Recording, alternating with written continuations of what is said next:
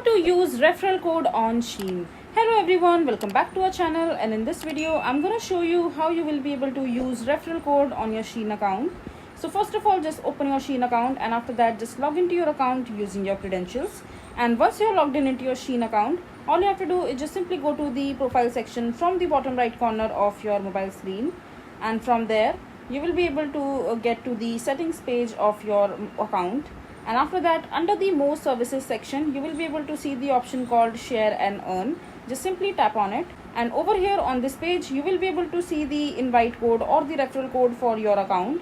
So just simply copy this particular code from here, and after that all you have to do is just simply invite your friends and just make them register to the Shein account. And after that, as soon as they make the purchase using the referral code that you have sent them for invite, and they will make a purchase on their Shein account, you will be able to earn some reward, and your reward will be calculated in the earn reward section in your Temu account right here.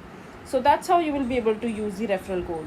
So this is basically how you will be able to use referral code on Shein. I hope you find this video to be helpful. So that is it for this video. If you find this video to be helpful, make sure to hit that like button, and don't forget to subscribe to our channel for more such informative videos, and I'll see you the next time.